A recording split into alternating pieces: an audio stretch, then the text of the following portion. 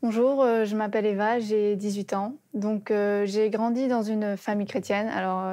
Je dirais que pour moi, Dieu, il a toujours existé.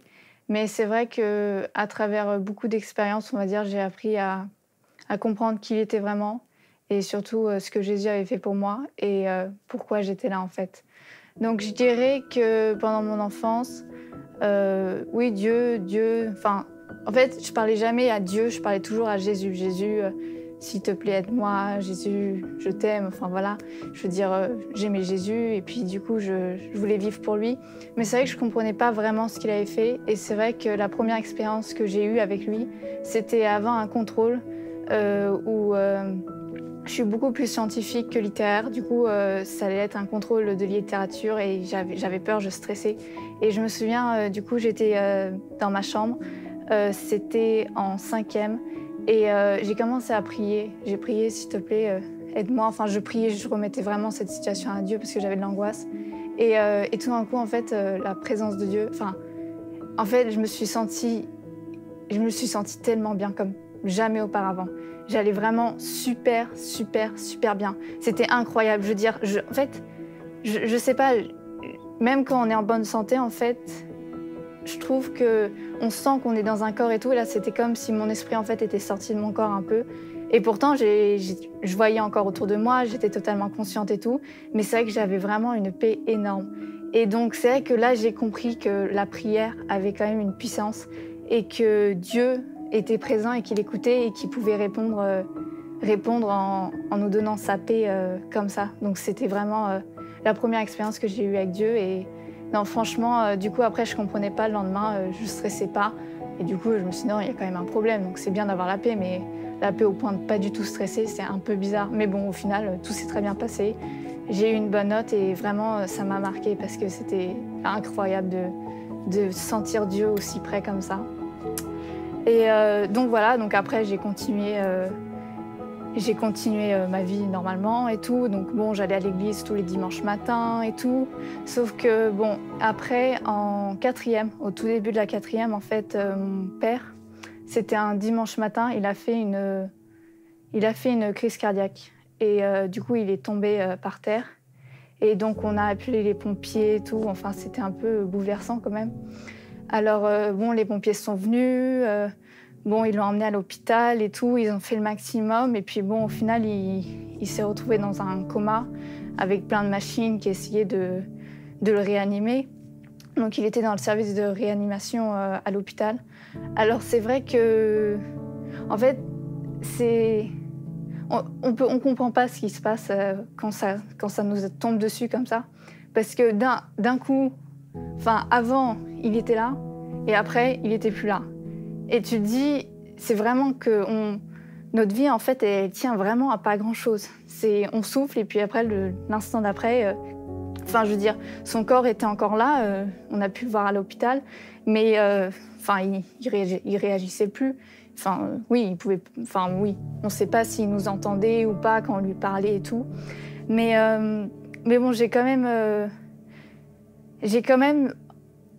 je veux dire, c'était triste, c'était dur, forcément, cette expérience, mais c'est vrai que je faisais quand même confiance à Dieu. Je veux dire, tout le monde priait. Il y a beaucoup de pasteurs qui sont venus le voir pour, bah, pour prier, pour que soit il se réveille ou que s'il se réveille pas, que ça soit pas trop dur, mais vraiment que la volonté de Dieu se fasse. Alors c'est vrai qu'au final, ça m'a inspirée et j'ai découvert en fait un don pour la poésie à ce moment-là. Et donc je lui ai écrit un poème quand il était encore à l'hôpital. Alors voilà, j'aimerais bien vous le lire parce que ça résume un peu tout ce que je ressentais à ce moment-là, quand on ne savait pas s'il allait se réveiller ou pas. Alors voilà, donc excusez-moi. Alors mon poème, donc c'est «Pour toi papa», voilà, hein, le titre. Donc qui aurait pu croire qu'un jour, que je te verrais récoltant autant d'amour, de tous ces amis qui t'aiment Emmanuel, tout comme l'Éternel. Mais tout ça, tu le sais bien, et ce n'est pas rien. Cela fait partie de ce que tu m'as appris. Alors voilà, aujourd'hui je prie, pour que tu reprennes tes esprits et que tu l'apprennes aux autres aussi. Alors que tu m'entendes ou pas, je veux que tu saches, papa, qu'on a encore besoin de toi, et ça, pas seulement pour quelques mois. Sûrement pour encore plusieurs années, mais ça, personne ne pourra le compter. Si seulement tu savais à quel point ils étaient nombreux, tous ces gens qui faisaient la queue, pour te voir et faire une prière ou deux, alors là tu ne peux vraiment rien demander de mieux. C'est vraiment encourageant de voir le nombre de gens qui te soutiennent et savent que cette aventure n'est pas que la tienne. Et oui papa, on te soutient, car on t'aime bien. Au moins, on sait que si tu meurs, peut-être à cause du cerveau ou du cœur, tu vivras avec Dieu dans les cieux, et là-haut tu seras heureux. Mais si tu restes à présent, prions que tu sois guéri complètement, que tu reprennes une vie comme avant, et ça pour encore longtemps. Tout ça venant du cœur d'une fille qui a jeté tous ses dés, toutes ses billes, d'une sœur et d'une mère attentionnées qui veulent se reposer sur le fait que tu n'as que 54 ans et que tu es un combattant. Mais bon, que la volonté de Dieu se fasse, et ça quoi qu'il se passe, car c'est un Dieu parfait, et comme pour moi, il t'a aimé depuis que tu es né. Alors même si tu pars, je continuerai de croire que ce n'est pas un adieu, mais qu'un au revoir. Donc oui, c'est sûr que du coup, pendant cette épreuve, on va dire, je veux dire, si j'avais pas eu Dieu, je sais pas du tout comment j'aurais fait, parce que c'est tellement beau de savoir que même s'il était plus avec nous, il était auprès de Dieu, et qu'un jour, je vais le retrouver. Donc voilà, c'était vraiment, je veux dire, Dieu. En fait, ce qui est intéressant, c'est que avant, je vous ai dit que je parlais tout le temps à Jésus. Quand j'ai perdu mon père, du coup, après, j'ai compris ce que ça voulait dire que Dieu le Père. J'ai vraiment découvert mon papa, mais un papa qui était encore plus grand que celui que j'avais ici-bas. Un papa qui avait tout fait, qui était toujours là, qui m'aimait encore plus que mon papa terrestre. Et oui, un papa beaucoup plus grand, un père. Et c'est vrai que du coup, j'ai perdu mon père terrestre, mais du coup, j'ai vraiment rencontré mon père céleste. Et ouais, voilà, grâce à ça, je dis pas que je suis contente que mon père soit parti, mais je suis contente en tout cas que Dieu s'est servi de ça pour tout le monde en fait. Il nous a tous rapprochés de lui parce que quand on voit à quel point la vie tient à si peu de choses en fait, on se rend compte que l'important, c'est pas ce qu'on fait, mais c'est ce qu'on fait pour plus tard en fait. C'est pas ce qu'on est, mais c'est ce que on souhaite être. Et puis c'est vrai que vu qu'il avait consacré sa vie à Dieu, nous aussi, au final, même s'il était plus ici, on avait de l'espoir. Et donc c'est ça qui nous a aidés à avancer. Parce que moi, je me souviens, il y avait un prof qui était venu me voir, qui m'avait dit que lui aussi, il avait perdu un parent, mais qu'il était impressionné parce que j'ai loupé 15 jours d'école. Le lendemain de sa mort, je n'étais pas allée à l'école. Mais à part ça, j'ai vraiment pu continuer. J'ai continué à avoir des bonnes notes et tout, parce que c'était pas facile. C'était pas du tout facile, hein, faut pas croire. Mais on pouvait voir beaucoup plus loin, en fait. On pouvait voir que ça s'arrêtait pas là, qu'il y avait autre chose derrière, en fait. Mais c'est vrai que, du coup, grâce à Dieu, j'ai eu cet espoir au final. Mais j'avoue que Dieu, c'était pas mon refuge, on va dire. Quand j'étais vraiment dans l'épreuve et tout, forcément, je me tournais vers lui parce que je savais qu'il était vraiment là et qu'il pouvait vraiment faire quelque chose. Mais c'est vrai qu'après, il y a plein d'autres situations au final qui ont fait que, en fait, je me suis réfugiée dans mon imagination. J'ai commencé à imaginer plein d'autres situations, en fait, une autre vie. J'aimais pas la vie dans laquelle j'étais. C'est vrai que c'était pas forcément facile avec mon papa et tout. Alors je me suis réfugiée en fait ailleurs, dans mon monde imaginaire, où là je faisais ce que je veux et puis forcément j'étais toujours la meilleure et tout. Sauf que en fait après du coup en troisième j'ai fait mon premier The Rencontre et pendant que j'étais à The Rencontre du coup j'étais je voulais quand même arrêter parce que je savais que cette vie imaginaire ne m'apportait rien en fait. Parce que j'étais bien quand j'étais dedans, mais dès que j'en sortais, je revenais à la réalité et c'était un choc à chaque fois. Et donc il y a deux filles qui sont venues me voir, pas en même temps, un même soir, et qui sont venues me donner en fait des paroles. Elles me disaient qu'elles voyaient des forteresses autour de moi. Et en fait, c'est exactement ça, c'est que j'ai mis mes forteresses, en fait. Mon imagination, c'était mon refuge. Dès que ça allait pas, pouf, je me réfugiais dans mon imagination et je faisais abstraction de la réalité. Après, en seconde, je me suis fait baptiser. Et quand je me suis fait baptiser, je me disais, ah, c'est bon, dès que je vais aller dans l'eau, tout ça, ça va partir. Je vais enfin me débarrasser de cette imagination et vraiment commencer une vie de foi et tout, être à fond. Mais non, en fait, ça m'a vite fait rattraper. Donc voilà, c'est vrai que je me suis quand même rendu compte que j'étais dépendante et que j'étais pas libre, en fait. Mais d'un autre côté, j'avais pas envie d'être libre parce que ça m'apportait quand même quelque chose. C'est vrai que je me sentais bien quand j'étais dedans et après je regrettais, mais il y avait quand même cette sensation de bien qui, au final, m'apportait quelque chose directement, rapidement. Et du coup, dès que je me sentais mal, hop, je repartais là-dedans. Donc voilà, j'étais encore avec cette imagination, mais j'ai quand même commencé à lire la Bible parce que c'est vrai que la Bible, c'est la parole de Dieu. Et donc je me disais, bon, plus je lis la Bible, plus je me rapprochais de Dieu et puis je vais comprendre ce qui va vraiment pas, même si je savais que ça n'allait pas. Je voulais vraiment comprendre pourquoi, parce que bon, je me disais, c'est quand même bizarre, je veux dire, j'ai le droit d'imaginer une autre vie si j'aime pas trop la mienne et tout. Donc voilà, ça a duré longtemps. Et sauf qu'en fait, après, en première, c'est un peu bizarre en fait. J'ai fait une dépression, mais au début, je ne l'ai pas qualifiée de dépression. Parce que vu que j'étais chrétienne, enfin, je veux dire, tout allait bien, à part mon problème, mon imagination, mais j'étais quand même une fille gâtée. J'avais pas de problème de famille, enfin franchement, ça allait. J'avais aucune raison en fait d'être dépressive. Alors c'est pour ça qu'au début, j'avais toutes ces pensées négatives, mais bon, pour moi, c'était pas une dépression. La dépression, comme pour mon père.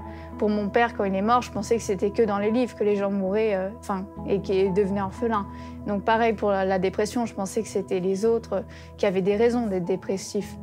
Et donc voilà, j'ai commencé à faire une dépression, et c'est plus tard, quand j'ai lu dans le dictionnaire la définition, que j'ai compris que j'avais fait une dépression, et que j'ai enfin avoué que j'avais fait une dépression, qui a duré 4-5 mois. Je me suis dit quand même que le premier cadeau que Dieu nous avait fait avant de nous donner sa vie, c'était de nous donner la vie. Et donc, je me sentais pas en droit de toute manière de m'enlever la mienne. Alors oui, le suicide, je voulais, en fait, j'ai demandé à Dieu qu'est-ce qu'il attendait, en gros, pour m'enlever de cette terre parce que je servais à rien. Mais j'ai jamais considéré aller me couper ou prendre des médicaments, ou voilà. Donc, je savais que le suicide, c'était hors de question. Donc, je me suis quand même accrochée. Je m'accrochais à Dieu. Je pleurais beaucoup le soir. Le soir, à la fin de la journée, je me disais, oh, encore une journée où tu n'as rien fait. Ou, enfin bon, toutes les pensées et les mensonges qu'en fait, on peut avoir dans la tête. Et donc voilà, je pleurais 1 heure, 2 heures, et après je me disais, ah bah bravo, et puis après tu vas être fatiguée pour demain, et puis après nanani. Mais en fait, c'était un engrenage, je veux dire, chaque jour, hop, je m'enfonçais. Et pourtant, j'allais encore à l'église, je veux dire, je louais Dieu, mais je disais, Dieu, toi, t'es parfait, mais moi, je suis une catastrophe, je vaux rien, nanani, nanana. Et donc oui, ça n'allait pas bien, et j'essayais quand même de m'en sortir. Je comprenais pas pourquoi j'étais aussi négative que ça, pourquoi les autres, ils y arrivaient et moi, j'y arrivais pas. Et en fait, je voulais pas leur en parler parce que je me disais, si je leur en parle, j'avais peur qu'eux aussi deviennent dépressifs parce que c'était lourd. Et donc, voilà, donc j'ai dû vivre avec ça pendant quand même longtemps. Mais après est venu mon troisième The Rencontre. Et donc, pour la 3e fois, je suis venue à The Rencontre. Et du coup, The Rencontre, c'est sur vendredi soir, samedi, dimanche, lundi matin. Du coup, le samedi soir, donc ça faisait 1 jour et demi que j'étais là, du coup, on était en train de louer, je louais Dieu, je disais, Dieu, tu es parfait et tout. Mais c'est vrai qu'au bout d'un moment, je me suis dit quand même que ça n'avait pas de sens, en fait, de continuer à louer, merci pour la vie et tout, alors que j'étais vide, mais complètement, et puis j'étais détruite, j'étais pas bien. Donc, ce que j'ai fait, c'est que je suis sortie, j'ai arrêté de louer Dieu, je suis sortie, j'ai pris ma Bible et je me suis dit, je suis sortie de dehors, j'ai quitté la foule, je suis sortie de la pièce et tout, et je me suis assise, et là, je me suis mise face à face avec Dieu. C'était pas la première fois que je faisais ça, mais là, vraiment, je lui ai dit, en gros, j'en peux plus. J'en peux plus parce que, je veux dire, en fait, pour moi, c'était vrai tout ce que je pensais, et c'est pour ça que je voulais que Dieu me révèle sa vérité, mais que sa vérité soit en accord avec les mensonges auxquels je croyais, en fait, que je valais rien et tout. Je voulais je voulais que Dieu me sorte de là, mais tout en m'accrochant en fait à ce qui me rendait dépressive. Et c'est vrai que là, je me suis mise devant Dieu et j'ai dit j'en pouvais plus. J'en pouvais plus, j'ai commencé à pleurer. Et en fait, je pense qu'en pleurant, j'ai vraiment lâché prise. Ouais, tout est sorti. Je pleurais. Et donc, au bout d'un moment, du coup, j'ai prié à Dieu au nom de Jésus et tout. Et c'est vrai qu'au bout d'un moment, du coup, je suis repartie. J'ai pas lu ma Bible parce que j'avais tellement pleuré que je pouvais même pas lire. C'était flou dans mes yeux et tout. Et c'est vrai que je suis repartie et j'ai dit oui, au nom de Jésus, je prie que ça s'arrête. Tu fais ce que tu veux, Dieu, mais juste que ça s'arrête parce que j'en pouvais plus. Et donc je suis repartie. Et ce qui est incroyable, c'est que j'ai vraiment été libérée. J'ai été libérée de ces pensées parce qu'après, je veux dire, je voulais que ça s'arrête. Alors tout ce qui avait un lien avec ma dépression, que ce soit mes pensées et tout, j'ai bloqué. J'ai dit non, c'est bon, j'arrête de penser à ça. Que ça soit vrai ou pas, c'est fini. Je me concentre sur la parole de Dieu. Donc j'ai été libérée de ça à The Rencontre. Et c'est vrai qu'après coup, j'ai vraiment commencé à me réveiller et à remettre en fait en place qu'est-ce qui était essentiel dans ma vie. Qu'est-ce qui valait la peine? Parce que c'est vrai que j'ai vraiment réfléchi beaucoup sur ce point-là. Et maintenant, quand j'y pense, en fait, quand j'imaginais notre vie, je rêvais. Et quand on rêve, on dort. Et quand on dort, en fait, on devient vraiment, je veux dire, on est inutile. On bouge pas, on fait rien. Et puis, je me disais qu'en fait, c'était un peu comme si je mourais. Du coup, je décidais de m'endormir quand j'étais réveillée.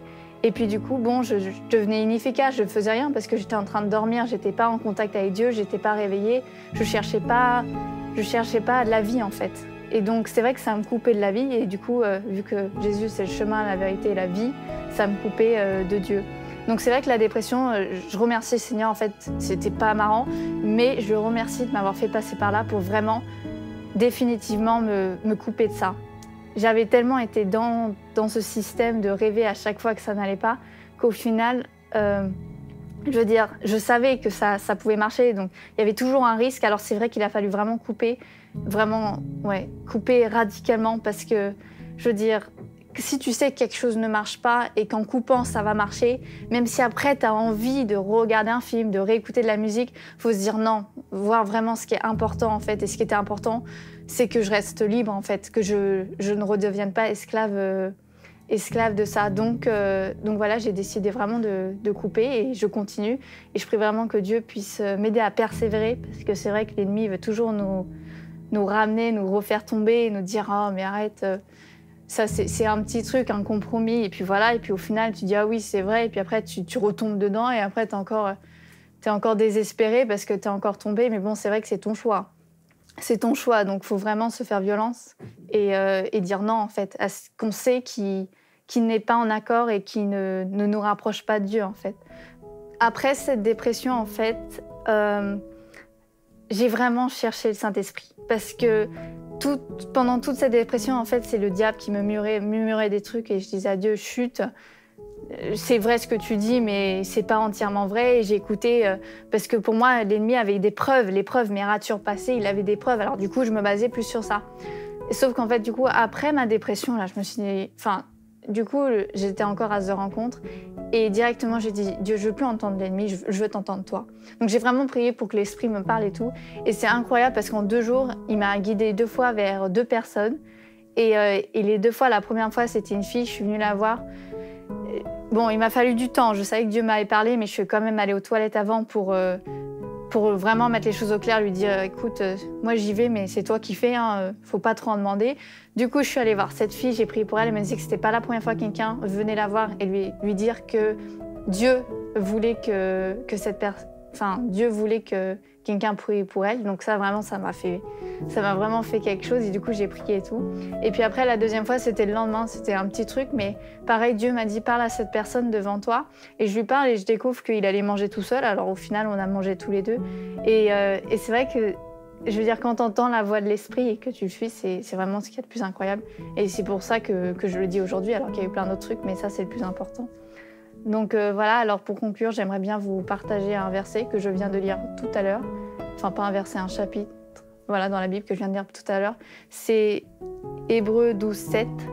Et pour moi, ça résume toutes les épreuves parce qu'il dit supportez le châtiment car c'est comme des fils que Dieu vous traite, car quel père ne châtie pas son fils. Donc voilà, je trouve que c'est important de comprendre que Dieu il ne veut pas de mal en fait, mais il fait tout ça pour nous perfectionner, nous rapprocher de lui et nous montrer ce qui est vraiment essentiel dans la vie. Et l'essentiel, c'est Jésus.